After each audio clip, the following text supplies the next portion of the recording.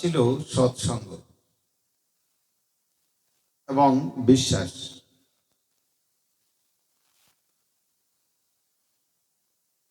ভগবান বাসুদেবের কাছে একদিন নারদ মনে জিজ্ঞাসা করলেন যে প্রভু, সৎসঙ্গ বা সাধু সঙ্গ করলে কি লাভ হয়? ভগবান বললেন যে নারদ, এখান থেকে 100 কোষ দূরে যাওয়ার পরে যাকে পাও তাকে তুমি জিজ্ঞেস করবে সাধু সঙ্গ করলে কি লাভ হয়। 100 কোষ দূরে যাওয়ার পরে একটি গুবরে পোকা পেল।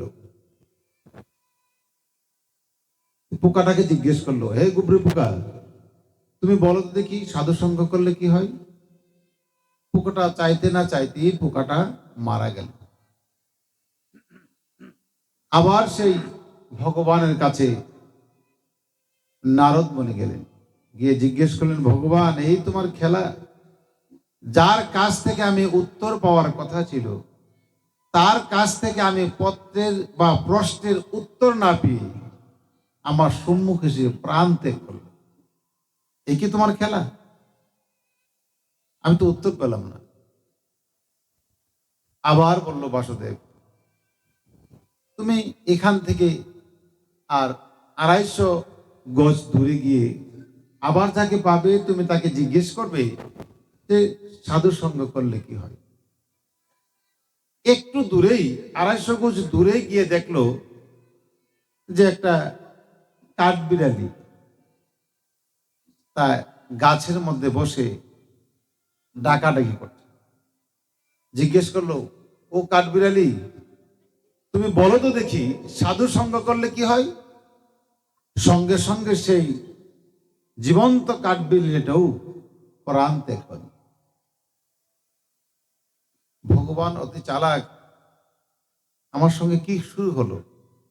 আমি এবার গিয়ে তাকে ছাড়বো না, তাকে জিজ্ঞেস করবো যে আমার কোথায় যেতে হবে না, তুমি আমাকে উত্তর দাও। আবার সেই কাঠবিড়ালির কাছ থেকে আবার সে চলে আসলো ভগবানের কাছে, এসে বসলো। ভগবান, আবার তো তাই হলো, সেই কাঠবিড়ালি পোকাটা তো মারা গেল। তো এবার তুমি 500 গজ দূরে যাও। 500 গজ দূরে গিয়ে যাকে পাবে তুমি তাকে জিজ্ঞেস করবে যে সাধু সঙ্গ করলে কি হয়। আবার গিয়ে জিজ্ঞেস করছে যে 500 গজ দূরে যাওয়ার পরে পালো কি একটা গোবর্ষ, অর্থাৎ একটি গরুর বাচ্চা। এই বাচ্চাটাকে জিজ্ঞেস করলো, তুমি বলো তো দেখি সাধু সঙ্গ করলে কি হয়। সঙ্গে সঙ্গে বাচ্চাটাও মারা গেল। আবার গেল ভগবানের কাছে, ভগবান, আমি আর কারো কাছে যেতে চাই না, তুমি বলো সাধু সঙ্গ করলে কি হয়। নারদ, তুমি আর একবার যাও। কোথায়? 5000 গজ দূরে। এই 5000 গজ দূরে যাওয়ার পরে যাকে পাবে তুমি তাকে জিজ্ঞেস করবে যে আমি সাধু সঙ্গ করলে কি হয়। সেই 5000 গজ দূরে যাওয়ার পরে হাঁটছে হাঁটছে হাঁটছে, এই 5000 গজ দূরে যাওয়ার পরে একজন লোক বলল, এই শুনেছো কি? ওই 15 বছর পর্যন্ত, বিবাহের 15 বছর পর্যন্ত এই রাজ্যের রাজার ঘরে কোনো সন্তানাদি হয় না। এই মাত্র শুনলাম যে রাজার ঘরে কিছুক্ষণ আগে সন্তান জন্ম নিল। আমরা দেখে এসেছি ওই বাড়িতে গেলে রাজা যে যায় তাকেই কিছু না কিছু খেতে দেয়, তাকেই কিছু না কিছু উপহার দেয়। তুমিও যাও। দৌড়ে গেল, গিয়ে বললো, রাজমহাশয়, আমি তো আসছি। কেন? আপনার নাকি ছেলে হয়েছে, দেখতে আসছি। হো, তাই তো, আনন্দ, তুমি খাও, কিছু নাও, তারপর দেখো। তিনি বললেন, আমি খাইতেও আসি নাই, কিছু নিতেও আসি নাই, আমি দেখতে আসছি। আর একটা প্রশ্ন করবো কি? এই বাচ্চাকে তুমি কি প্রশ্ন করবে? হ্যাঁ, করব। বাচ্চাটি দেখতে গিয়ে কাছে গিয়ে বলল, হে নবশিশু, তুমি কি বলতে পারো সাধু সঙ্গ করলে কি হয়? এই বাচ্চাটি চিৎকার করে বলল, ওরে মূর্খ, ওরে মূর্খ নারদ, এখনো কি তুমি বুঝতে পারো নাই? তোমার সঙ্গে প্রথম পেয়ে আমি গুবরা পোকা থেকে আমি কাঠবিড়ালি হয়েছিলাম। তারপর যখন আবার তোমার সঙ্গ পেলাম তখন আমি গোবর্ষের ঘরে জন্মগ্রহণ করলাম। তারপর যখন তুমি আবার আমার সঙ্গে দেখা করলে তখন তোমার সঙ্গ স্পর্শ পেয়ে আমি একেবারে রাজার ঘরে মনুষ্য কুলে আমি জন্মগ্রহণ করেছি ভগবানকে লাভ করার জন্য। সাধু সঙ্গ করলে এই ফল হয়। ৩৩ কোটি নয়, ৮৪ লক্ষ জনি নয়, যত জনম আমাদের আছে সমস্ত জনম আমরা পাড়ি দিতে পারি শুধুমাত্র একটি কাজ, সেটি হচ্ছে সাধু সঙ্গ। আমার গুরুদেব বলছেন কুসঙ্গই ভুজঙ্গ, বলে নাই? ভুজঙ্গ শব্দের অর্থ কি? সাপ। বাবা উনি বলছেন কুসঙ্গ করিলে তুমি মরবে বারবার, আর ভুজঙ্গ করিলে মরবে তুমি একবার। সাপে যদি কাউকে কাটে এই মানুষটি শুধু একবার মরে, আর কুসঙ্গ করিলে মানুষ জন্মে জন্মে মরে। সমবেত সুধী, আসুন আমরা সৎসঙ্গে বাস করি। সাধু সঙ্গ সর্বশাস্ত্রে কয়, সাধু সঙ্গ না করিলে জনম বিফল হয়। আমরা যে যত কিছু করি না কেন, মাতৃগর্ভ থেকে কেউ খারাপ হয়ে জন্মগ্রহণ করে না। মার গর্ভ থেকে কখনো কেউ খারাপ হয়ে জন্মগ্রহণ করে না। আমরা যখন একটু বড় হই, আমরা যখন একটু সাবালক হই, আমরা যখন যুবক হই, যখন আমরা যৌবনে পদার্পণ করি, তখন আমাদের সঙ্গ দোষে আমরা নষ্ট হয়ে যাই। আমরা দুর্ভাগ্য যারা, তারা আমরা সৎসঙ্গ পাইনি। আর যারা সৌভাগ্যবান তারা সৎসঙ্গ পেয়েছে। এই ভাগ্যের উপর নির্ভর করলে চলবে না। আমাদেরকে সৎপথ অবলম্বন করে সুসঙ্গে থাকতে হবে। সমবেত সুধী, একটি ছেলে যদি, একটি মেয়ে যদি সৎসঙ্গে বাস না করে, আর এই ছেলেটি বা মেয়েটি যদি চরিত্রহীন হয়, অসৎ চরিত্রের হয়, একটা মা এবং বাবার কত জ্বালা, কত ক্রন্দন, কত আখির জল তাদের বিসর্জন দিতে হয়, শুধুমাত্র একটি কারণ, আমার ছেলেটি ভালো সঙ্গে পড়ে নেয়। আর যদি যেখানে তার ইহকালে একটু সুখ পায়নি, সে পরকালে সুখ পাবে, এই আশাটা সে করে কি করে? কখনো না। ইহকালে যার ভালো নেই পরকাল তার ভালো হবে না। ইহকালে যার সুখ নেই পরকালে তার শান্তি হবে না। ইহকালে যে ভালো থাকতে পারে নাই পরকালে সে ভালো থাকতে পারবে না। কারণ ইহকাল হচ্ছে পরীক্ষার জায়গা, যেখানে পরীক্ষা দিয়ে আমি উত্তীর্ণ হয়ে পরকালে আমি বাসস্থান করিব। এই পরীক্ষার জায়গাটা হচ্ছে এইখানে। এটি আমরা আজকে সেই গুবরা পোকার কথা আমাদের মাস্টার ভবতোষের মুখে শুনলাম। আর একটি কথা শুনেছি আমাদের মন্টুদার মুখে, যে বিশ্বাস। সমবেত সুধী, আমরা বিশ্বাসের কথা কত না শুনি। বিশ্বাস করতে হবে। বিশ্বাস না করলে আমার জীবন বিফল হবে। আমার বিশ্বাস আসবে কোত্থেকে? আমার তো বিশ্বাস ভিতরে নাই। এই বিশ্বাস বিশ্বাস বলে চিৎকার করলে কি বিশ্বাস আসবে?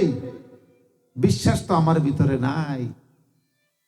কিছু কিছু জিনিস ভগবানের দেওয়া আছে, আর কিছু কিছু জিনিস আমার সংগ্রহ করা আছে। এটি কেমন?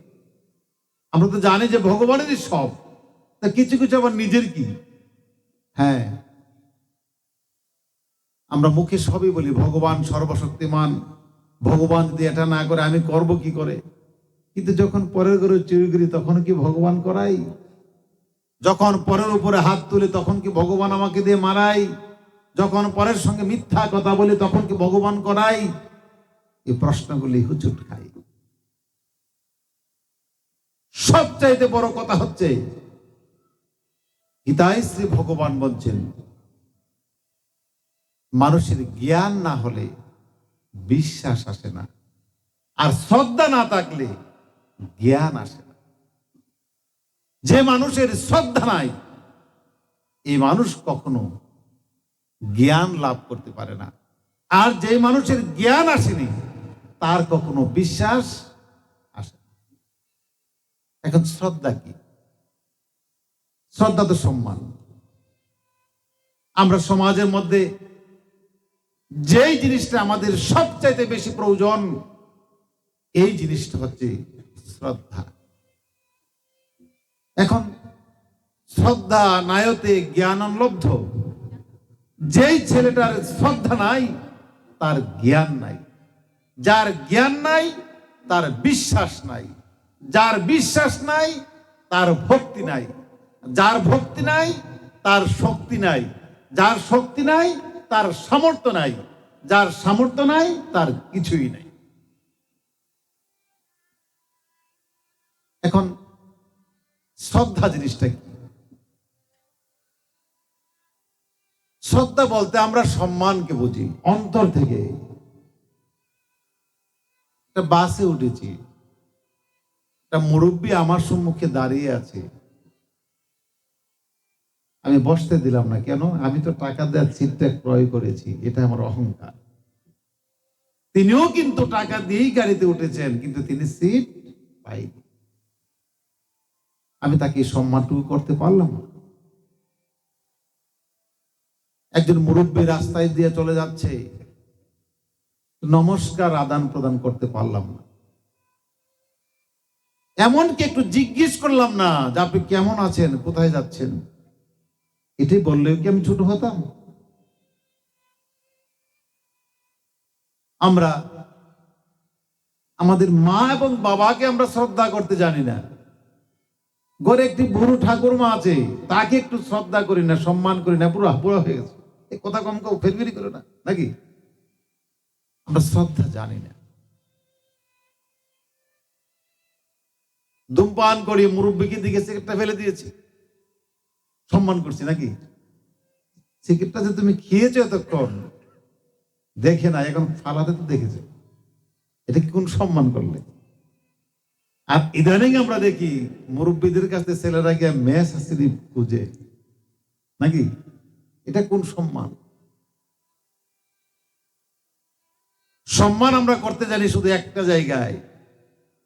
এই জায়গাটি হলো, যদি গীতা পাঠ হয়, ধর্মসভা হয়, ওখানে বাবা গিয়েছে, আমি যাই কি করে? লজ্জা করে।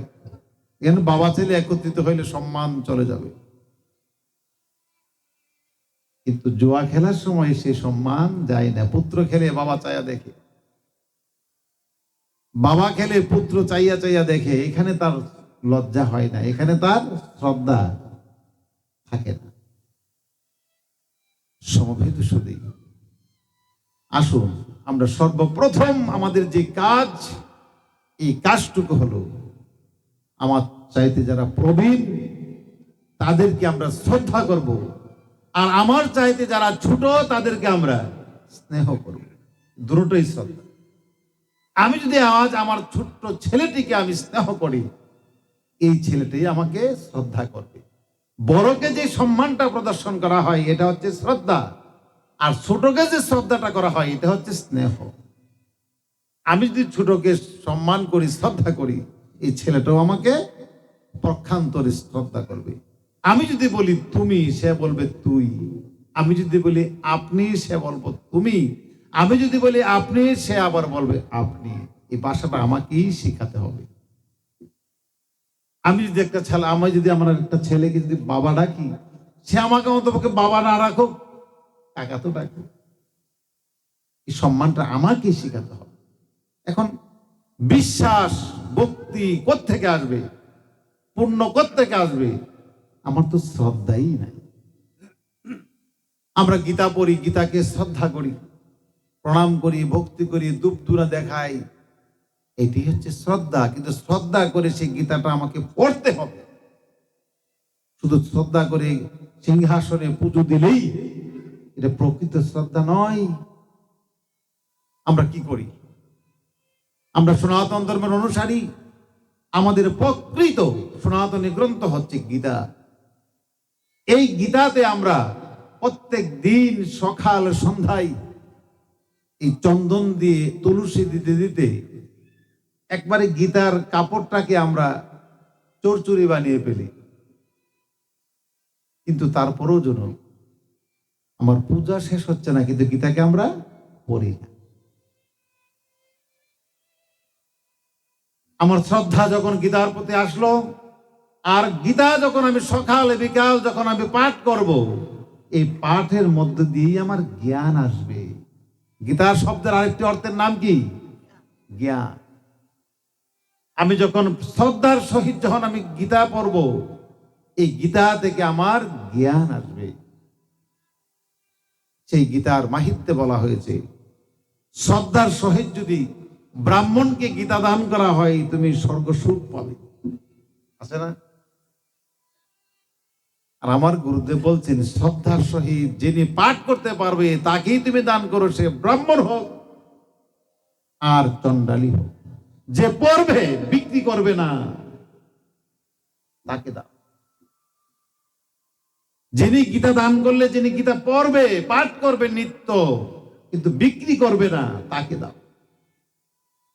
আমাদের হরিনাম কীর্তন হয়, আমরা দেখি কি এই কীর্তনের আসরে 7 পাক দেয়, বাচ্চারা নিয়ে 8 পাক দিয়ে দিয়ে দিয়ে কীর্তনা দলের কাছে নিয়ে গীতাটা দেয়।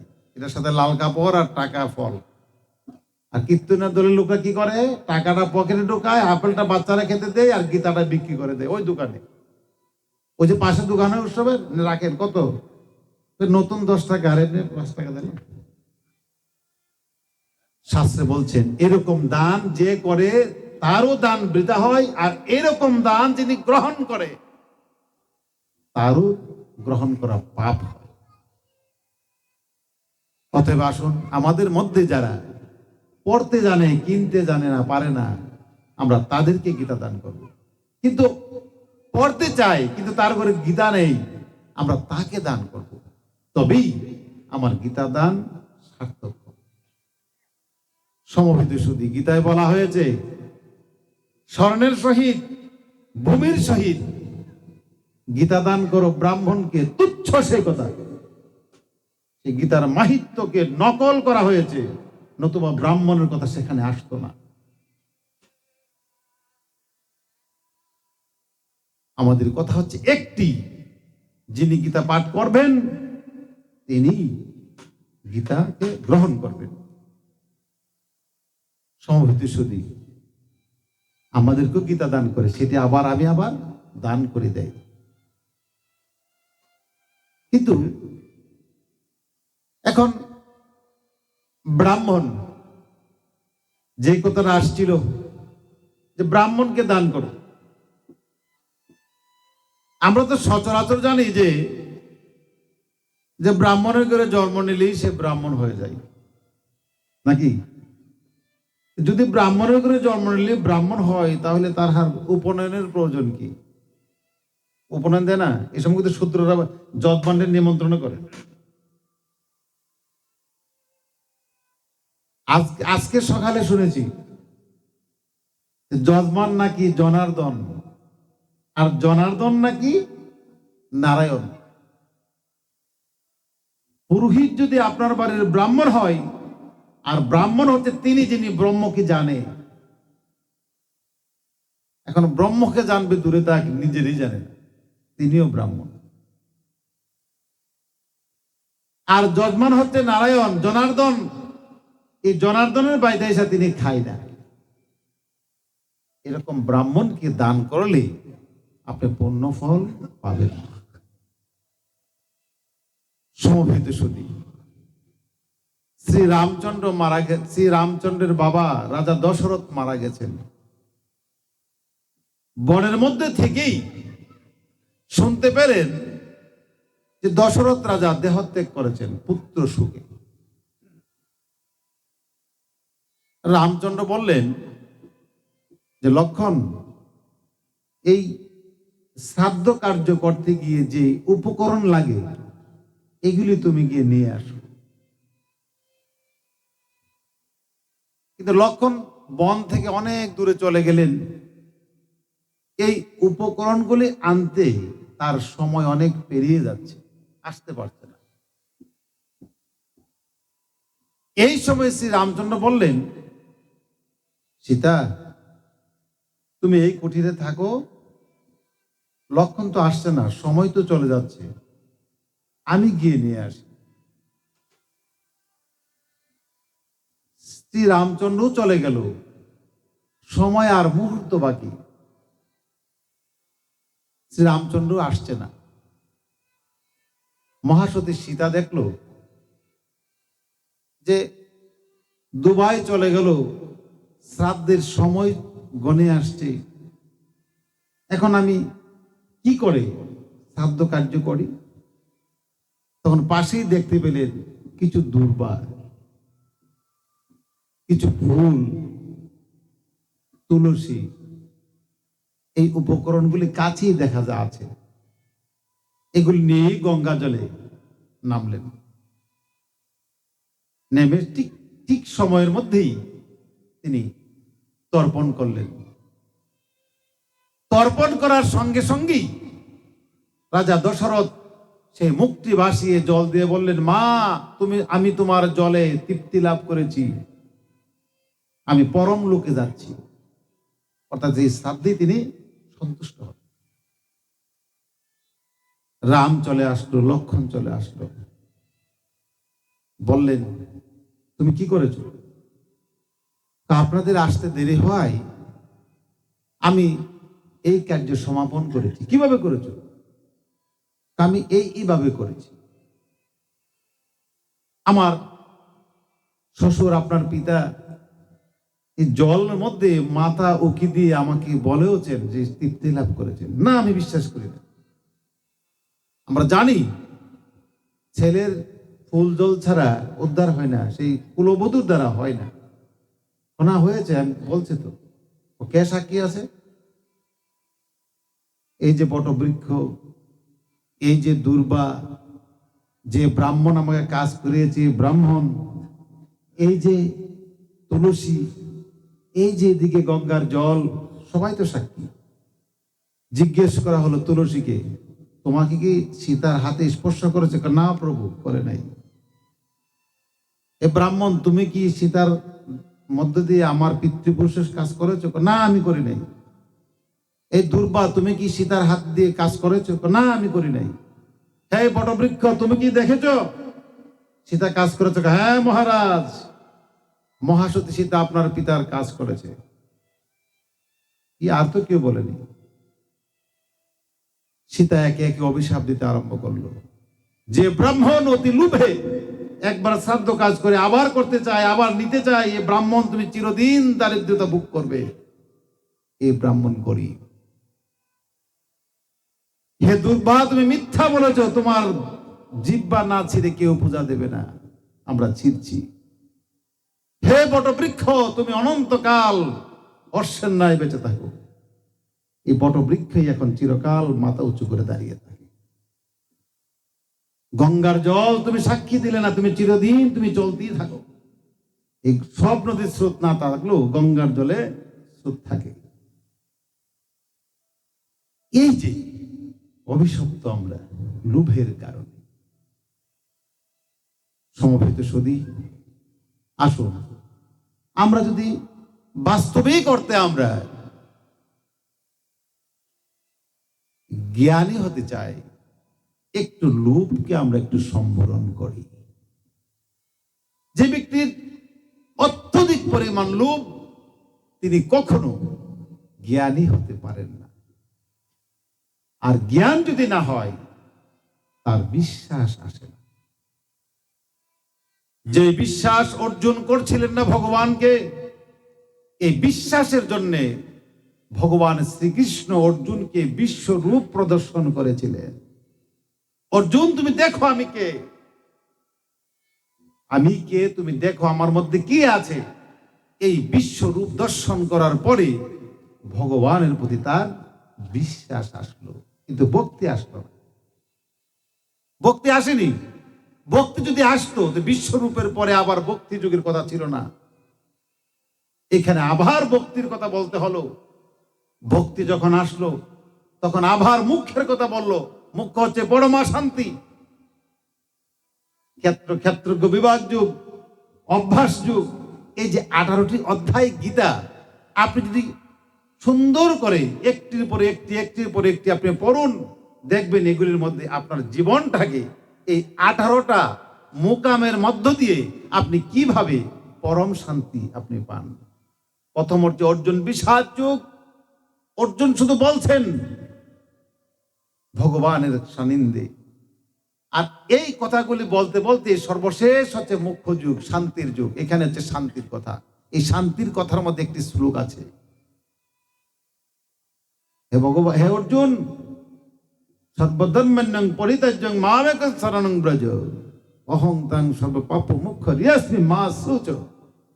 অর্জুন, তুমি সবকিছু পরিত্যাগ করিয়া তুমি আমাতে আশ্রয় গ্রহণ করো যদি তুমি শান্তি চাও। সর্বশেষ একটি কথা হচ্ছে ভগবানের, তুমি তোমার যা কিছু আছে সবকিছু তুমি ভুলে যাও, ভুলে গিয়ে তুমি আমার হও। যদি সুখ চাও তুমি আমার হও, আমার না হয়ে তুমি সুখ পেতে পারো না। সমবেত সুধী, নিশ্চিন্ত হতে পারে সে যার ভগবানের প্রতি যার নির্ভর তিনি। আমরা বেদে একটি কথা শুনেছি, তার নাম হচ্ছে সনাতন কায়স্থ। এই সনাতন কায়স্থ তিনি একটি পল্লীতে বাস করত। আমার কথা কি সবাই বুঝেন? পল্লীতে বাস করত। এই পল্লীতে অনেক মানুষ, দোকান, ব্যবসা বাণিজ্য, কিন্তু পল্লীতে বসে তিনি সাধন ভোজন করতে পারে না মানুষের যন্ত্রণায়। তার সম্মুখে একটি চর দেখা যায় অনেক দূরে, চতুর্দিকে জল, মধ্যে একটি চর। তিনি ভাবলেন এই চরের মধ্যে বসে আমি আমার সাধন ভোজন করব। বাড়িতেও তিনি সাধন ভোজন করতেন, এখন আরো ভালো করে করবেন এই আশায় তিনি চরে গেলেন। কিন্তু চরটি শুধু বালুর চর, কোনো গাছ নেই। ভগবান ভাবলেন এই যে আমার ভক্ত, তিনি আমার সাধন ভোজন করবেন, সে থাকবে কোথায়, খাবে কি?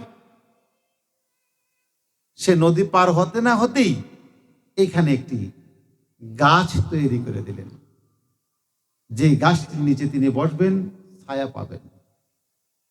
এখন সাধারণত একটা মানুষ যখন দেখবে যে এখানে একটি গাছ আছে, উঠার নিচে যাই, উঠার নিচে গেলেন, গিয়ে ধ্যানস্থ হলেন। ধ্যানস্থ হয়ে চোখ খুলে দেখেন যে একটি ডালিম গাছ ওখানে আছে। এটা ডালিম একবারে পাকা। পেটে যখন খিদে লাগলো এই ডালিমটা খেলো। খাওয়ার পরে তিনি ভাবলেন জল খাওয়া দরকার, কোথায় খাবো, এই জল তো নোনা জল, খাওয়া যাবে না। দেখতে পেলেন গাছটার গুড়িতেই একটু ঝর্ণার মতো জল উঠছে। তিনি এখান থেকেই কোষ করে খেতে আরম্ভ করেন। একাধারে তিনি 500 বছর এই গাছের নিচে বসে তিনি সাধনা করলেন, ডালিম খেয়ে আর এই জল খেয়ে আর গাছের ছায়ার মধ্যে। তিনি একদিন ভগবান বাসুদেব তার সম্মুখে একদিন উপস্থিত, বললেন, হে কায়স্থ, তুমি কি চাও এতদিন ধরে তপস্যা করে? প্রভু গো, আমি দুটা জিনিস চাই। একটা হচ্ছে আমি ধ্যানস্থ থাকার সময় যেন আমি মরতে পারি, আরেকটি হচ্ছে আমি আমার এই দেহটা পৃথিবী প্রলয় পর্যন্ত, যেমন যতক্ষণ পর্যন্ত পৃথিবী প্রলয় না হবে ততক্ষণ পর্যন্ত আমার দেহটা আমি এই পৃথিবীতে রাখতে চাই। তাই হবে। তাই হলো। চতুর্দিক দিয়ে তাকে এই উলুর মাটি তুলে তাকে সমাধিস্থ করা হলো, যাতে তার দেহটি নষ্ট না হয়। বেদে উল্লেখ করেছেন তিনি সেই এক সময় প্রলয়ের সময়, প্রলয় হলো, তিনি স্বর্গরাজ্য যাবেন। বিষ্ণুদূতকে বললেন ভগবান, বিষ্ণুদূত, আমার দয়া হয়েছে তার প্রতি, তুমি তাকে আমার স্বর্গরাজ্যে প্রবেশ করাও। সে চমকিয়া বলল, ভগবান, আমি তোমার দয়ায় তোমার স্বর্গরাজ্যে প্রবেশ করব না। কেননা আমি 500 বৎসর আমি একাধারে 500 বৎসর আমি সাধন ভোজন করেছি তোমার দয়ার জন্য।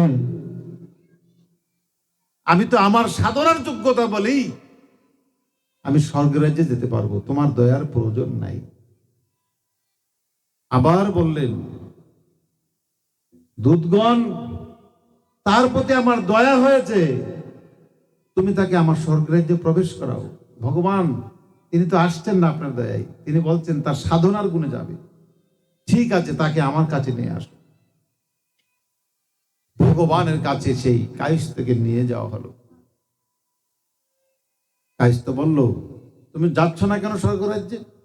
না, কেন আমি যাব? আমি আপনার দয়ায় স্বর্গরাজ্যে আমি যাব না, তুমি সাধন ভোজনের জুড়ে যাব। ঠিক আছে, তুমি তোমার সাধন ভোজনের জুড়ে তুমি স্বর্গ লাভ করেছ, স্বর্গে যাবে। তার আগে আমার কয়টি কথা শোনো। কি কথা?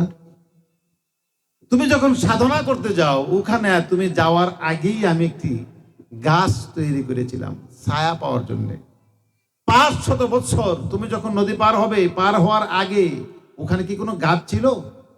না, তুমি পার হওয়ার মুহূর্তে আমি গাছটি তৈরি করে দিলাম। এই গাছের দেনাটা দাও। তুমি যে 500 বছর আমার গাছের ডালিম খেলে, এই ডালিমেরটি দাও। 500 বছর চতুর্দিকে নোনা জল তুমি খেয়েছো, মিষ্টি জল, এই মিষ্টি জল দাও। তারপরেও বলি, তুমি যখন পৃথিবীতে ছিলে, অসংখ্য লোক ছিল, একটি চোখ আছে আরেকটি চোখ নাই, তোমার তো দুটি চোখ ছিল। অসংখ্য লোক ছিল, মায়ের গর্ভ থেকে দুটি চোখ নিয়ে আসেনি, তোমার তো দুটি চোখ ছিল। অসংখ্য লোক ছিল, 10, 20, 25 বছর বয়সের সময় চোখগুলি নষ্ট হয়েছিল, কিন্তু তোমার তো 500 বছর পর্যন্ত তোমার চোখগুলি সতেজ ছিল। এই চোখের দানাটা দাও। তোমার কান ছিল সেরূপ ভাবে, মুখ ছিল, নাক ছিল, পা ছিল, হাত ছিল, অসংখ্য লোকের ছিল না। এসব দেনা তুমি আমাকে দাও, তারপর তুমি স্বর্গরাজ্যে যাও। প্রভু গো, আমি তো এত গভীরে ডুবিনি, আমি তো বুঝতে পারিনি প্রভু। তাহলে কি প্রভু আমার সাধন ভোজন বৃথা? না, সাধন ভোজন করেছে বিদায় তোমার প্রতি আমার দয়া হয়েছে, নতুবা তোমার প্রতি আমার দয়া হতো। তুমি সাধন ভোজন করেছো বিদায় সমস্ত পানা আমি তোমাকে মওকুফ করে দিয়েছি, এই জন্যই তোমার প্রতি আমার দয়া হয়েছে। সমবেত সুধী, এই যে গল্পটা বললাম, এই জন্যই বললাম আমরা উপাসনা করব, সাধন ভোজন করব, শ্রদ্ধা করব, জ্ঞান আহরণ করব, ভক্তি করব, কিন্তু সর্বময় যিনি ক্ষমতার মালিক ভগবান, তার দয়া ছাড়া যে আমার কিছুই হবে না, এটুকু সব সময় আমার জ্ঞানে রাখতে হবে। আর জ্ঞানে যখন রাখবো এটুকু, তখনই তার দয়া আমার প্রতি বর্ষিত হবে। তখন আমি যে কোনো কাজে যাই, সেই কাজে আমি সফল কাম হব। সমবেত সুধী, কি প্রশ্ন? এখন বিষয় হলো,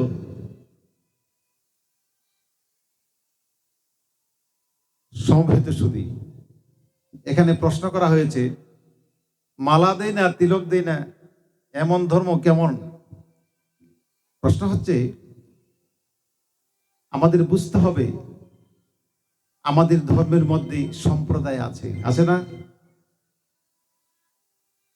গাণপত্য, শাক্ত, শৈব, বৈষ্ণব, ব্রাহ্মণ, এমন না? বৈষ্ণবের চিহ্ন কি? আগে বুঝতে হবে, আগে মাতাকে জিজ্ঞেস করতে হবে বৈষ্ণবের চিহ্ন কি? মালা আর তিলক। ব্রাহ্মণের চিহ্ন কি? পৈতা। শাক্তর চিহ্ন কি? কপালে লাল ফোঁটা। গাণপত্যের চিহ্ন কি? এভাবে তো প্রত্যেকের চিহ্ন আছে, আছে না? আমরা ব্রহ্মের উপাসনা করি, আমাদের পরিচয় আমরা ব্রাহ্মণ, চারি ধরুন আমরা মালা তিলক ধারণ করি না, আশা করি বুঝতে পারছেন। দ্বিতীয় প্রশ্ন হলো, গৌরাঙ্গ মহাপ্রভু হচ্ছেন কলির অবতার। তিনি যে পথ মত দিয়ে গেছেন সেটাই একমাত্র পথ। অবশ্যই গৌরাঙ্গ মহাপ্রভু যে মত পথ দিয়ে গেছেন এটাই সত্য, কিন্তু এই ধর্মের মধ্যে যে অসংখ্য মতপথ, কেউ কেউ গৌরাঙ্গ মহাপ্রভুকে অস্বীকার করেছে, করেনি। গৌরাঙ্গ মহাপ্রভুকে অস্বীকার করলে তো আমার কলির যুগটাকেই অস্বীকার করা হলো। তিনি যুগ অবতার, যুগ গুরু, তাকে মানতেই হবে, বিশ্বাস করতেই হবে। কিন্তু এর জন্য তিনি বলে নাই যে তুমি যারা বৈষ্ণব তোমরাই আমার, আর কেউ আমার নাই, কথা বলেননি। তিনি বলছেন বৈষ্ণব আমার, ব্রাহ্মণও আমার, শাক্ত আমার, শৈব আমার, গানপত্য আমার, এমনকি ত্রিভুবনে নিতাই কাউকে ফেলে যাবে না। তোমারও তো কৃপণতা কি? তোমার শরীরে এত লাগে কেন? নিতাই বলে আমি কাউকে ফেলে যাব না, সবাইকে নিয়ে উদ্ধার হব। আর তুমি নিতার ভক্ত হইয়া তুমি একা স্বর্গে যাইবা আর আমাদেরকে নিতে দিবা না। আশা রাখো তুমি যে হরে কৃষ্ণ মহামন্ত্র ছাড়া কলির যুগে উদ্ধারের পথ নাই, সত্য। কিন্তু কৃষ্ণ নাই কোথায়? ভগবান শ্রীকৃষ্ণের 108টি নাম। কিছুক্ষণ আগে আমাদের ঘোষ মহোদয় বললেন মধুসূদন দাদা না হে, মা তার ছেলেকে হাসির চলে বলছিলেন, এই জন্যই গল্পটা এমন। বলছেন যে কোনো সময় যে কোনো মানুষ যদি মহা বিপদে পড়ে, তিনি যদি হায় মধুসূদন বলে ডাকে, ভগবান তাকে রক্ষা করবে। এখানে বলে না যে কৃষ্ণ কৃষ্ণ বলতে হবে, বলছে মধুসূদন বলে ডাকো, কারণ এই মধুসূদনের সময় তোমাকে তিনি উদ্ধার করবে। গোপীরা যখন তার জন্য পাগল হয়ে যেত, তখন কেউ কানাই, কেউ গোপাল, কেউ গোবিন্দ বলে বলে চিৎকার করে কান্নাকাটি করত। খালি কৃষ্ণই তুমি শিখলা, আরো যে 107টা আছে এটা তুমি শিখলা না কেরে বৈষ্ণব? তুমি এত মূর্খ কেন? তোমাকে জানা দরকার ভগবানের আরো নাম আছে কিনা, আরো নামে তাকে ডাকলে তিনি খুশি হয় কিনা। ভগবান বলছেন 108টা নাম, যেভাবে যে পাত্র ভজে পাত্র মোরে, সেইভাবে আমি বজাই তাহারে। যে যেভাবে ডাকে আমি মন মনোভক্তা, আমি ছাড়ার প্রভু নাই। কেউ গাছের পূজা করে, কেউ মাছের পূজা করে, কেউ চন্দ্র সূর্য, কেউ মাটির পূজা করে। ভগবান বলছেন সবকিছু আমি পাই, আমি ছাড়া আর কোনো প্রভু না। তারপরে বললেন আপনাদের তো এখানে তো ওমকার বিগ্রহ, এখনো তো কৃষ্ণ নেই। এরপরের প্রশ্ন হচ্ছে এখানে কৃষ্ণ নাই, হায় রে কপাল। আমার দাদার সঙ্গে একটি গল্প বলি। মা পুজো দিয়ে আসছেন, প্রত্যেক দিনই এই ছেলেটা গিয়ে গিয়ে আসন ঘর থেকে কলাটা খেয়ে ফেলে। পূজার যে উপকরণটা দেয়, মা পূজা দিয়ে আসে আর ছেলেটা গিয়ে খেয়ে ফেলে। তো মা একদিন বললো, কি রে পূজা দেয় ভগবান কৃষ্ণ কি প্রত্যেক দিন খেয়ে ফেলে? শাশুড়ি বলছেন, অবেটে এত ভাবো কেন, তোমার ছেলেই তো খেয়ে ফেলে। তাই নাকি? হোক, ছেলেটাকে আনলো, বাবা তুমি এদিকে আসো। মা তুমি ঠাকুর ঘরে কলাটা খেও না, কে? গোপাল খাবে। কি মা গোপাল খাবে? গোপাল খাবে, তুমি কিন্তু খাইও না। আচ্ছা। এই ছেলে যখন যায় এই জন্য দরজার মধ্যে তালা দিয়েছে, যাতে এখানে আর কেউ যেতে না পারে। মা তুমি যে দরজায় তালা দিয়েছো, গোপাল কিভাবে আসবে আর কিভাবে খাবে? বাবা গোপাল ভিতরেই আছে। এখন থেকে ছেলেটা প্রত্যেক দিন দরজাটার মধ্যে এভাবে দুটি চোখ দিয়ে দাঁড়িয়ে থাকে, গোপাল খাবে কখন সে দেখবে। মার কথায় তার বিশ্বাস গোপাল সেখানে খাবে। একদিন যায়, দুদিন যায়, 3 দিন যায়, 7 দিন যায়, 9 দিনের মাথায় দেখছি গোপাল খাচ্ছে। মা তুমি দেখে যাও গোপাল যে কলা খাচ্ছে। মা দৌড়ে আসছে, এসে দেখি কই গোপাল তো কলা খাই না। মা তুমি দেখছো না? না আমি দেখি নাই। ওই দেখো না তুমি, ওই দেখো না, ওই যে গোপাল কলা খাচ্ছে। কারণ তার বিশ্বাসের জুড়ে ভগবানকে তিনি দেখছেন যে ওই ছোট্ট গোপাল কলা খাচ্ছে। বিশ্বাস যদি না থাকে কৃষ্ণের মধ্যেও তুমি কৃষ্ণকে দর্শন করতে পারবে না। আর যদি বিশ্বাস থাকে ওই বৈষ্ণব রৈদাস মুচির চামড়ার জলের নিচেও ভগবান কৃষ্ণ আছেন। অর্জুন সেখানে স্নান করছেন না, অপবিত্র জল, আমি কিভাবে স্নান করি? তারও বৈষ্ণবের অপরাধের ভয়ে তিনি জলের মধ্যে ডুব দিলেন। ডুব দিয়ে দেখে ভগবান কৃষ্ণ তার জলের নিচে। হুট করে উঠলেন, এই সর্বনাশ! যেই চামড়ার জলের মধ্যে ভগবান কৃষ্ণ আছে আর সে জলে আমি অর্জুন স্নান করব না, এটা হয়? তার অহংকার বিসর্জন হয়ে গেল, জ্ঞান চলে আসলো। কৃষ্ণ নাই কোথায়? যত্র যত্র নেত্র ছড়ে তত্র তত্র কৃষ্ণ পুরে। ভগবান কৃষ্ণ পৃথিবীর আনাচে কানাচে সর্বাবস্থায় সব কাছে আর সবখানে আছেন, নাই শুধু একটি জায়গায়, অবিশ্বাসীর কাছে। যিনি অবিশ্বাসী, শ্রদ্ধা নাই, ভক্তি নাই, বিশ্বাস নাই, আছে শুধু মালা আর তিলক, তার কাছে নাই, তিনি দেখতে পান না। ভগবান বলছেন এই যে একটি ওমকার, এটি আমারই নাম। অর্জুন তুমি যুদ্ধক্ষেত্রে যদি তুমি প্রাণ ত্যাগ করো, ব্রহ্ম, ওম যে একটি অক্ষর, ইনি হলেন ব্রহ্ম। এই মন্ত্র জপ করিতে করিতে যিনি দেহত্যাগ করে তিনি পরম গতি প্রাপ্ত হন। সমবেত সুধী, এই 18 খণ্ডের গীতার মধ্যে আপনি কি কোথায় পাবেন হরে কৃষ্ণ মন্ত্র? আছে? এই গৌরাঙ্গ মহাপ্রভুর নির্দেশ।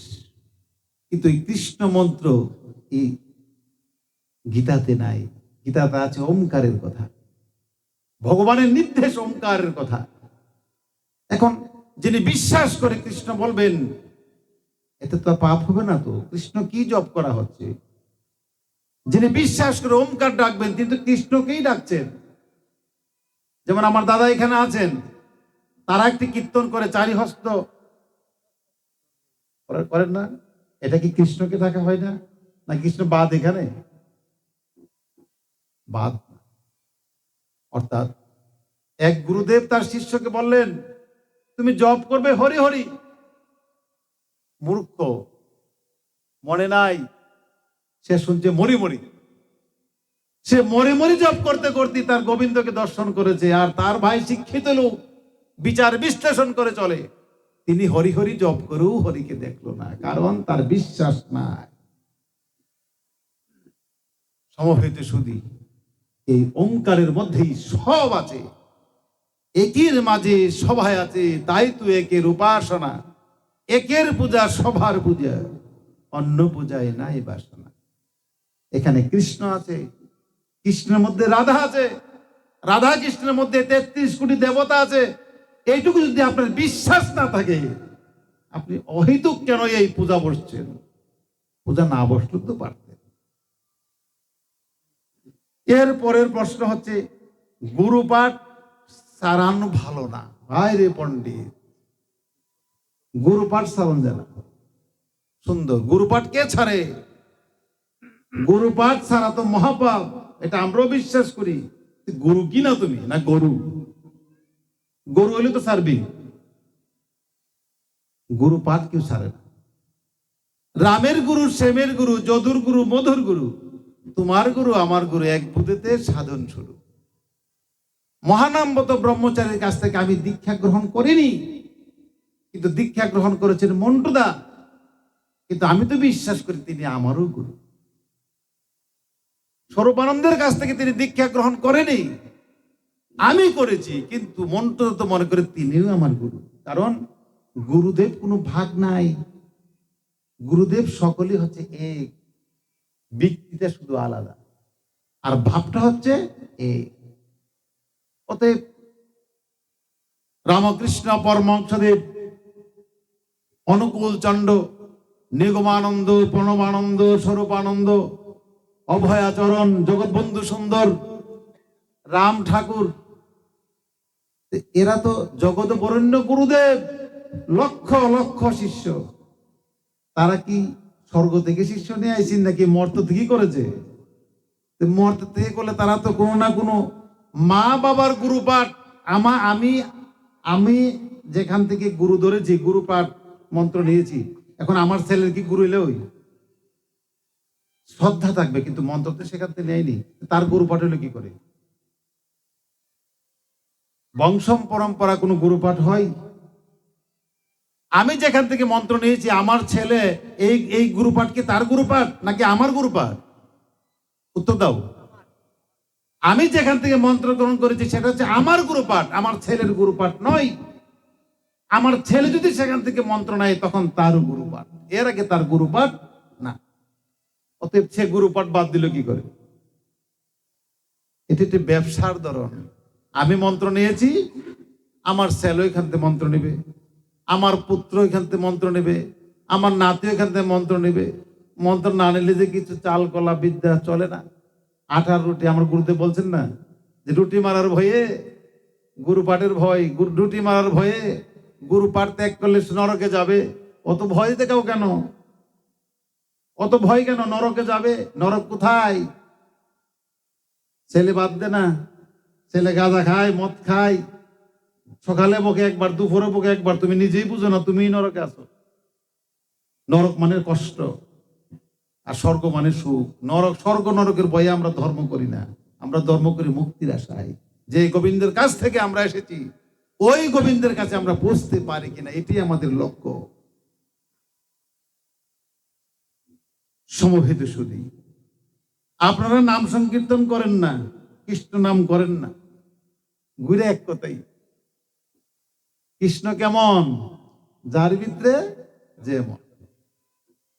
আমার গুরুদেব বলছেন, কারো কৃষ্ণ মেরির ছেলে যিশু, কারো কৃষ্ণ মোহাম্মদ, কারো কৃষ্ণ নন্দঘোষের ছেলে কৃষ্ণ, আবার কারো কৃষ্ণ বিশ্বাসের বল। আমি তো বিশ্বাস করি, কৃষ্ণ নাম এলো না, নিতাইয়ের নাম লো কেন? জয় নিতাই, জয় নিতাই করো কেরে, গৌরাঙ্গ গৌরাঙ্গ করো কেরে, পঞ্চতত্ত্ব লও কেন, হরিবল হরিবল করো, জয় রাধে রাধে করো, অত নাম কেন? ওদের কৃষ্ণ কৃষ্ণ করো না খালি, অত নাম কেন? না। তুলসী তুলসী করো কেন? তুলসী তোমাকে, তুলসী কি ভগবান? তুলসী নাম লো কেন? তুলসী আরতি করো কেন? একটাই কথা, ভগবান একজন, ভক্ত তার অনেকজন। ভক্তের নাম লইলে ভগবান প্রীত হন, সন্তুষ্ট হন। আমি তুলসী ভজন যদি করি, তুলসী নাম কীর্তন করি, আমার ভগবান প্রীত লাভ করে সন্তুষ্ট হন। আর ভগবানের সন্তুষ্টির জন্যই আমি ধর্মকর্ম করি। তবে এই শাস্ত্রে তো বলছেন, কৃষ্ণের কথা না, শাস্ত্রে বলছেন হরের নাম হরের নাম হরের নামৈক্য কেবলম, কইল নাস্তিব্য নাস্তিব্য নাস্তিব্য গতির অন্যতা। 3 বার বলছেন। নাস্তিব্য কি? না। হরির নাম ছাড়া কলির যুগে আর কোনো গতি নাই নাই নাই। হরি ওম কি হরির নামও পড়ে না? সমস্যা কেন? বোঝার ভুল, লাগলো গন্ডগোল, বয়া থাকো, আমরা কাজ চালাইছি। এরপর হলো ওমকার সাধনা সত্য যুগের, এখন ওই নাম পুরানো হয়ে গেছে। সত্য যুগের নাম কলি যুগে চলে না। বাহ, কত সুন্দর প্রশ্ন। এই ওমকার নাম হচ্ছে সত্য যুগের, বুঝলাম যে সত্য যুগে ছিল। বাহ, আর এটা এখন পুরানো হয়ে গেছে। আচ্ছা কোন থেকে? ভগবানের নাম কি কখনো পুরানো হয়? এখন আপনি যখন একটা তাবিজ দেন গলায় তুলসীর মালার সঙ্গে, আমি যদি জিজ্ঞেস করি ভাই এই মায়ের তাবিজটা কিসের, আপনি বলবেন কি? নৃসিংহদেবের তাবিজ। এটা দিলে কি হয়? এটা দিলে কি হয়? কি বলে এটা দিলে কি হয়? আহা, রূপ শক্তি থেকে বাঁচা থাকে। এই ভক্ত প্রহ্লাদের বাবার নাম নয়, ভক্ত প্রহ্লাদের বাবা হিরণ্যকশিপুকে যিনি হত্যা করেছিলেন, এই নৃসিংহদেব হচ্ছে ওই সময়ের অবতার। এটা সত্য যুগে। এই সত্য যুগের তাবিজ যদি আপনি গলায় দিতে পারেন, এটা পুরানো হয় না। সত্য যুগের নৃসিংহদেবের ব্রত কিন্তু এখন করে করে না? নৃসিংহ ব্রত আপনি করতে পারেন, এটা পুরাণ হয় না। নৃসিংহদেবের পূজা করতে পারেন, এইটা পুরাণ হয় না। আর ওমকার নামটা পুরাণ হয়ে গেছে। আরে মূর্খ, একবার নিজেকে জিজ্ঞেস করছ না, বলছিস কি? তুইও মূর্খ, তো 14 গোষ্ঠী মূর্খ।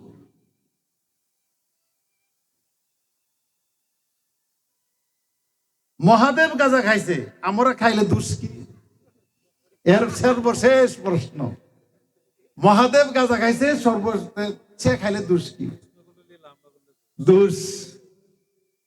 সমবেত সুধী, মহাদেব বাহ, পরম বৈষ্ণব, পরম বৈষ্ণব মহাদেব। আর মহাদেবী মা দুর্গা ছিলেন পরম বৈষ্ণবী, সন্দেহ নাই, কোনো সন্দেহ নাই। এই বিষয়ে যিনি সন্দেহ করবেন তার ধর্ম নাই। মহাদেব শুনলেন দক্ষ রাজার বাড়িতে যজ্ঞ হচ্ছে, এই যজ্ঞের মধ্যে সীতা দেবী প্রাণ আহুতি দিয়েছে। কেন? সতী দুর্গা প্রাণ আহুতি দিয়েছে কেন? আমার স্বামীকে নিমন্ত্রণ করে নাই। এই দুঃখিত। যেই মাত্র শুনলেন মহাদুর্গী নাসিনী দুর্গা প্রাণ আহুতি দিয়েছে, তিনি তৎক্ষণাৎ সেখানে চলে গেলেন। গিয়ে সেই দুর্গাকে কাঁধে করে তিনি বিশ্ব ব্রহ্মাণ্ড প্রদক্ষিণ করবেন, তিনি মনস্থির করলেন। দেখলেন বিষ্ণু যে এই পাগল কি করছে, তৎক্ষণাৎ তিনি তার সুদর্শন চক্রের দ্বারা তার মহাদুর্গার দেহটাকে তিনি 51টা টুকরো করে ফেললেন। এই 51টা টুকরোর দ্বারা এই 51টা পুণ্যপীঠ সৃষ্টি হলো। যেমনটি আমরা যাই সীতাকুণ্ড, যাই এটাকে তীর্থ, যেমনটি আমরা যাই কামরূপ কামাখ্যা, যেমনটি আমরা যাই মহেশখালী দ্বীপ, এসব কিছু তীর্থ। এমন 51টা তীর্থ আছে আমাদের, যেখানে মা দুর্গার এক একটা অঙ্গ যেখানে পড়েছে সেটি তীর্থ হয়েছে। ও বৈষ্ণব, তুমি তোমার বউরে কাঁধে নিয়ে কয়দিন নাচছ? তুমি যে গাঁজা খাইতে প্রশ্ন করলা। মহাদেব দেখলেন সমুদ্র মন্থন হয়েছে। সমুদ্র মন্থনের মধ্যে আমরা কি পেয়েছি? অমৃত। এই অমৃত যদি দেবতারা খায় তারা অমর হয়ে যাবে। এটি দেখে এই রাক্ষসরা করলেন কি, সেই সমুদ্র মন্থন থেকে, সমুদ্র মন্থন অমৃত যখন তুলল, সঙ্গে সঙ্গে সেখানে আবার বিষ নিক্ষেপ করা হলো। কেন? দেবতারা যদি একটু বিষ খায় তাহলে মরে যাবে। মহাদেব সমস্ত বিষ তিনি একা বক্ষণ করলেন। বক্ষণ করে তিনি হলেন নীলকণ্ঠ, তার দেহটা নীল হয়ে গেল। ও গাঁজাখুর, তুমি খালি গাঁজা খাই থাকেন, একটু বিষ খাও না। মহাদেব তো বিষ খায় নীলকণ্ঠ হইলেন, আপনি বিষ খান না, ওইটারে বলেন নাই? এটা মজা। মহাদেব আর কি করেছিলেন? তিনি শ্মশানচারী ছিল, শ্মশানে ঘুরতেন, শ্মশানে ঘুরে ঘুরে তিনি তার সাধনা করতেন। সাপ গলায় থাকতো, আপনি একটা সাপ গলায় নেন না, আপনি একটা তো শ্মশানে থাকেন না, আপনি কয়দিন না খেয়ে থাকতে পারেন দেখি না? তুমি 11 বছর খাননি। মহাদেব গাঁজা খাইছে, আমরা খাইলে দোষ কি? খান না আপনি, কে আমরা 14 গোষ্ঠী লয়ে খান, আমরা ছেলেরা খাওয়াবার চেষ্টা করেন না। আপনি খায়া কদ্দুর মহাদেবের প্রাণ দেখি, আর আমরা না খায়া কদ্দুর ভাই দেখি। এটি হচ্ছে দেখার বিষয়। সমবেত সুধী, আশা করি এই প্রশ্নকারীর পূজা হয়েছে। সর্বশেষ আমরা প্রায় শেষ প্রান্তে চলে এসেছি। অনেক কষ্ট করে আমার কয়েকটি ছেলে এখানে অনুষ্ঠানের আয়োজন করেছে। আপনারা সকলেই এই ছেলেগুলির জন্য আশীর্বাদ করবেন। তারা যেখানে যে অবস্থায় থাকে, আপনাদের আশীর্বাদের জন্য তারা ভালো থাকে, সুস্থ থাকে এবং বারবার এইভাবে অনুষ্ঠান করে আপনাদেরকে আনন্দ দান করতে পারে। সমবেত সুধী, আমি সর্বশেষ আরেকটি কথা বলি, বক্তব্য শেষ করতে চাই। পরমারাধ্য শ্রী শ্রী বাবামণি বলছেন, আমি শিষ্য চাই না, সাধক চাই। আমি দল চাই না, বল চাই। আমি শক্তি চাই না, ভক্তি চাই। আমরা কি শক্তি অর্জন করতে পেরেছি? আমরা কি আমাদের পরমারাধ্য শ্রী শ্রী বাবামণির শিষ্য হতে পেরেছি? আমরা কি পরমারাধ্য শ্রী শ্রী বাবামণির ভক্ত হতে পেরেছি? আসুন, সর্বাগ্যে যে কথাটি আরম্ভ করেছিলাম, শ্রদ্ধা। আমরা আমাদের প্রবীণ মুরব্বীদেরকে, বড় গুরু ভাইদেরকে, বাবাকে, কাকাকে, শ্বশুরকে, শাশুড়িকে, মাকে, এমনকি বড় বোনকে, বড় বোন জামাইকে, এমনকি আমাদের পাড়া প্রতিবেশীর যারা মুরব্বিয়ান আছে তাদেরকে আমরা শ্রদ্ধা করতে শিখি। শ্রদ্ধা যখন করব, আর এই শ্রদ্ধা থেকে তারা তখন আশীর্বাদ করবে। এই আশীর্বাদের জুড়ে ভগবান আমাকে জ্ঞান দান করবে। যখন আমি জ্ঞানী হব, বুঝতে পারবো আমার কি করা উচিত, কি করা অনুচিত, তখন আমি এই জ্ঞানের দ্বারা আমি বিশ্বাস করতে পারবো গুরু বাক্যের প্রতি। গুরু বলছেন, হরিওম, ঈশ্বর আছেন, হরিওম, ঈশ্বর এক, হরিওম, ঈশ্বরী সব। আমি বুঝতে পারলাম ঈশ্বরই আমার সব। এটি কেমন? আজকে যদি আমার মা অসুস্থ হয়, বাবা অসুস্থ হয়, আমি তো ভগবানের কাছেই প্রার্থনা করবো, ভগবান আমার মা এবং বাবাকে ভালো করে দাও। আজকে যদি আমি আমার বাবা মার শ্রাদ্ধ করি, এখানে তো ভগবানের কাছেই পুজো দেব। অতএব আমরা মাকে শ্রদ্ধা করব, বাবাকে শ্রদ্ধা করব, পাড়া প্রতিবেশীকে শ্রদ্ধা করব, কিন্তু আমাকে সব সময় মনে রাখতে হবে আমার ভগবানই হচ্ছে আমার সর্ব অধিকারী এবং সর্বকিছুর মূল, এবং ভগবানই হচ্ছে আমার সব কিছুর মালিক। এটুকু অন্তরে বিশ্বাস আসে জ্ঞান হলে। এখন বিশ্বাস হলো, আমি জানলাম যে ভগবান আমার সব। এখন আমার কি করা উচিত? এখন ভগবানকে আমাকে খুশি করতে হবে। আর ভগবানকে খুশি করার জন্যই আমি প্রত্যেক দিন সকাল, সন্ধ্যা, দুপুর, অর্থাৎ গুরুদেব, যার যার গুরুদেব যেভাবে তাকে নির্দেশ করেছে সেভাবে তিনি সাধন ভজন করবে। আমার গুরুদেব বলছেন, মন্ত্র লয় কিন্তু যারা না করে সাধন, গ্রন্থ কিনে কিন্তু যারা না করে পঠন, বিবাহ করিয়া যারা না করে পালন, বৃক্ষ রূপিয়া যারা না করে জল সিঞ্চন, মন্দির করিয়া যারা না করে অর্চনা, তাহার তো থাকে না কত বিড়ম্বনা। যে লোক এসব কিছু থেকে বিরত থাকে, বই কিনে কিন্তু পড়ে না, বিবাহ করে পালন করে না, জেল খাটতে হয়। নারী আনন্দ, জেল খাটতে হয়।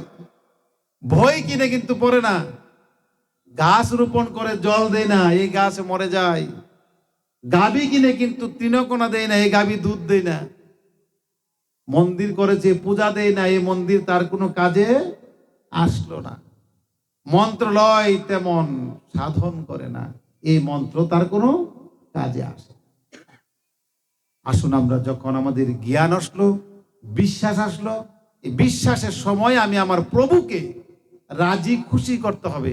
অতএব রাজি খুশি করার জন্য যে উপাসনা প্রণালী আমার গুরুদেব আমাকে দিয়েছেন, আমি ঠিক সেইভাবে আমি উপাসনা করি। তখন আমার গুরুদেবের প্রতি, ভগবানের প্রতি আমার ভক্তি আসবে। আর ভক্তি যখন আসে, তখন আমরা যখন একজন আরেকজনকে পরিপূর্ণভাবে বিশ্বাস করি, অর্থাৎ বিশ্বাসের পরিপূর্ণ স্তরটার নামই হচ্ছে ভক্তি। আমি যখন পরিপূর্ণভাবে একজন লোককে বিশ্বাস করি, তখন তো তাকে আমি সব দিয়ে দিতে চাই, নাকি? আমার ধন সম্পদ, টাকার, হাতের ঘড়ি সব দিতে চাই না? দিতে চাই।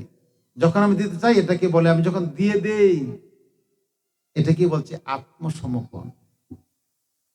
দিবার যখন ইচ্ছে জাগে, তখন এটাকে বলে ভক্তি।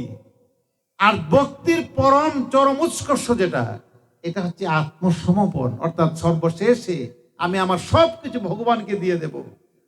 তখনই ভগবান বললেন, বজাম মোহম, আমি তোমার সব কিছু গ্রহণ করলাম। আর একটা কথা আছে, দদাম মোহম, তোমার বহন আমি করি না। ভগবানকে যদি আমি দেই তখন তিনি ভগবান গ্রহণ করে, আর ভগবানকে যদি আমি না দেই তিনি গ্রহণ করে না। অতএব আসুন আমরা ভগবানকে দিতে যাই। যদি ভগবানকে না দেই ভগবান কিন্তু নেবে না। ভগবান আমার তোমারটা নেওয়া প্রয়োজন নাই, যদি আমি দেই তিনি নেবে। তখন যদি ভগবান গ্রহণ করে আমার জীবন সার্থক, আর যদি ভগবান গ্রহণ না করে আমার জীবন বিফল। হইবে হইবে জনম, হইবে লক্ষবার, মনুষ্য জনম না হইবে আর। নারদ মুনির স্পর্শে গুবরা পোকা পাখি হলো, আরে পাখিটি গরু হলো, আর গরু থেকে একেবারে রাজার ঘরে জন্মগ্রহণ করলো, রাজার ঘরে গিয়ে বজনের যোগ্য হলো। আমরা মনুষ্য জন্মটা হচ্ছে বজন যোগ্য দেহ। এই দেহ দিয়ে যদি আমি ভগবানকে লাভ করতে না পারি, এই দেহ দিয়ে যদি ভগবানকে আমি ভজন না করি, এই দেহটার কোনো দাম নাই। আমরা সংসার নিয়ে সকলেই মত্ত থাকি।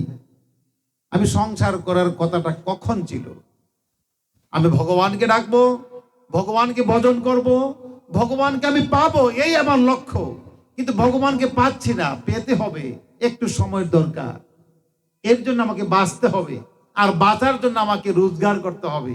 থাকার জন্য একটি গৃহ চাই, শরীরটা পরিষ্কারের জন্য একটু সাবান চাই। এটি হচ্ছে উপলক্ষ। ভগবানকে পাওয়া হচ্ছে আমার লক্ষ্য। আমরা উপলক্ষকে করেছি সার, লক্ষ্যকে করেছি ভোর। বাবা মুনি তার অখণ্ড সংহিতা একটি গল্প বলেছেন। এক গাধা রাত্রে স্বপ্নে দেখেছে যে ওই যে বাড়ির পাশে জিওল গাছ, ওখানে যদি প্রত্যেক দিন জল দেওয়া হয় সেটি আম গাছ হবে। এখন গাধা ভাবলো যে এই যে আমের জিওলের চারাটা, এটাতে আমি তো স্বপ্নে দেখেছি এটা প্রত্যেকদিন জল দিলে সেটা আম গাছ হবে। এই জিওল গাছ দিয়ে তো কোনো লাভ হচ্ছে না, আম গাছ যদি হয়ে যায় সেটা থেকে আমি আম পাবো, লাভ হবে। অতএব চতুর্দিক দিয়ে আগে বেড়া দেয়। চতুর্দিক দিয়ে ঘুরিয়ে তিনি আরো জিওলের ডাল দিয়ে বেড়া দিলেন। কেন? যে ওই গাছটি যাতে কেউ না নিতে পারে। প্রত্যেক দিন জল দেয়, প্রত্যেক দিন জল দেয়। জল এমন ভাবে দিচ্ছে, পাশের যে ডালগুলো ছিল দূরে দূরে, এই জলের প্রতাপে সে জীবিত হয়ে উঠলো। আর এখানে বেশি জলের তাপে, বেশি জলের চাপে এই গাছটা মরে গেল। কিন্তু এই গাধা বুঝতেই পারলো না স্বপ্নের কথা। আমি কাকে জলে দিচ্ছে, জলে দিচ্ছে, জলের চুরে তার আসল গাছ মরে গেল, আর চতুর্দিকের উপলক্ষ গাছগুলি বেড়ে উঠল। ঠিক তদ্রুপ আমরা পাওয়ার কথা ছিল ভগবানকে লক্ষ্য, এই ভগবানকে বলে আমরা উপলক্ষকে নিয়ে আমরা ব্যস্ত হয়ে পড়লাম। একবারও ভাবি না আমি সপ্তম মাসে আমার মাতৃগর্ভে ভগবানের সঙ্গে আমার কি কথা হয়েছিল। আমরা প্রত্যেকে মাতৃগর্ভে সপ্তম মাসে আমার ভগবানের সঙ্গে দেখা হয়েছিল। তখন ভগবান আমাকে বলছিল, তুমি যে ভূমণ্ডলে যাবে ওখানে তো বায়ে বায়ে লাটালাটি, মায়ে পুত্রে পিটাপিটি, ওখানে সম্পদের জন্য হুড়াহুড়ি, ওখানে তো ঝগড়া বিবাদ কলহ, ওখানে কি তুমি যাবে? আমি বলছিলাম, ভগবান এই হুড়াহুড়ির মধ্যে আমি যেতে চাই না, আমি ওখানেই থাকতে চাই। ভগবান আবার বললেন, এই যে জম্বুদ্বীপ পৃথিবীটা, ওখানে যদি তুমি না যাও, যেখানে আছো এটা তোমার মাতৃদেহ, এই মাতৃদেহের মধ্যে যদি তুমি থাকো তাহলে মাতৃ অপমান, মাতৃ হত্যাজনিত পাপে তুমি অপরাধী হবে, তাই তোমাকে এখান থেকে যেতে হবে। ভগবান ওখানে গিয়ে আমি কোথায় তোমাকে পাবো? ভগবান বললেন, সর্বদাই যার মুখে আমার নাম, সর্বদাই যার কাছে গেলে শুধু আমার কথাই বলে, সর্বদাই যিনি সব সময় আমাকে নিয়ে ব্যস্ত থাকে, তুমি তার কাছে আমার কথা জিজ্ঞেস করো, সেই তোমাকে আমার ঠিকানা বলে দেবে। সমবেত সুধী, তোমরা সকলেই ভাগ্যবশে ঠিকানা পেয়েছো। যেটি ভবদূত বলছিলেন, তিনি সদ্গুরু, যিনি ভগবানের রাস্তাটা সঠিকভাবে দেখিয়ে দিতে পারে। রাস্তা তুমি পেয়েছো, তুমি এখন কাজ করো না কেন? এই কাজ যদি তুমি না করো, তখন ভগবানের সঙ্গে যে তুমি কথা দিয়েছিলে তোমাকে আমি পাবো কোথায়? তুমি তো ভগবানকে পেয়েছো, এখন এখন তাকে ডাকো না, তাকে রাজি করো না, তবেই তো তুমি সার্থক। আমরা জানি না আমাদের গতি কি হবে। আমরা পরজন্মে বিশ্বাসী, পুনর্জন্মে বিশ্বাসী। আমরা যদি ভালো কাজ না করতে পারি, আমাদের কর্ম অনুসারে ফল হবে। আমরা যদি ভালো কাজ না করতে পারি, নরক যন্ত্রণায় আমাকে কাতরাতে হবে, স্বর্গের স্বাদ আমি গ্রহণ করতে পারবো না। অতএব আসুন আমরা আমাদের গুরুদেবের দেখানো পথে, যে যে গুরুদেব ধরেছেন সেই গুরুদেবের মতেই আমরা একটু সাধন ভজন করি। সমবেত সত্যি আমার গুরুদেব বলছেন যে এক ব্রহ্ম লক্ষ কোটি সাধনের পথ, এক ব্রহ্ম লক্ষ কোটি ভজনের পথ, ততভেদী মতভেদ প্রথমেই থাকে, তপস্যা তাহারে পূর্ণ প্রেম দিয়ে ঢাকে। অতএব নিত্য করো তপস্যা সঞ্চয়, সাধনের মহাবলী লভ অভ্যুদয়। সমবেত সুধী, আমরা বিশ্বাস করি সনাতন ধর্মের যে কোনো মত, যে কোনো পথ তারা সঠিকভাবেই আছে। আমরা বিশ্বাস করি যেই যে মতে, যেই যে পথে আছে, সেই মতে, সেই পথে তিনি ভগবানকে পাবে। এই বিশ্বাস নিয়েই আমরা সাধন ভোজন করি। অন্যের বাবাকে হেনস্থা করে, অন্যের বাবাকে অবিশ্বাস করে, অন্যের বাবাকে অশ্রদ্ধা করে নিজের বাবাকে কখনো শ্রদ্ধা করা যায় না। অন্যের মার শ্লীলতাহানি করে, অন্যের মার সতীত্বহানি করে, নিজের মার সতীত্ব রক্ষা করা যায় না। অতএব আপনাকে বিশ্বাস করতে হবে যে আমি যদি গুরুদেব ধরে থাকি, অন্যের গুরুদেবকে আমি নিন্দা করব না, অন্যের মতকে আমি নিন্দা করব না। আমি যদি ধর্ম করি, অন্যের ধর্মকে আমি ঘৃণা করব না। যদি এমন হয় তবে আপনি ভাগবতকে রক্ষা করবেন। ভাগবতে বলছেন অহিংসা সত্যমস্তম শৌচম সঙ্গমেব চ একম সমাধিতবত্তম ধর্মস্য পঞ্চলক্ষণম। তুমি অহিংসা করো, তুমি হিংসা করিও না। অহিংসুক হয়ে তুমি জীবন ধারণ করো, তবেই তোমার দেহের মধ্যে শক্তির উৎপন্ন হবে। যেই নদীর মধ্যে একটু বাঁধের ব্যবস্থা আছে, এই নদীর মধ্যেই চর পড়ার সম্ভাবনা থাকে।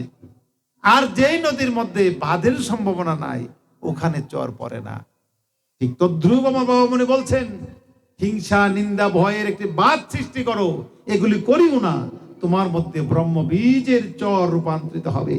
আর যদি এইগুলি চলতে থাকে, তখন তো তুমি শিশু বলেন নাই, ভগবানের পিশাচ বায়ু হয়েও, ভগবানের গোষ্ঠী হয়েও রক্ষা পাওয়ার উপায় নাই। তোমাকে এই যুদ্ধাস্ত্রের দ্বারা, সুদর্শন চক্রের দ্বারা শিশুপালের মতো তোমাকে মরতে হবে। সকলকে প্রণাম।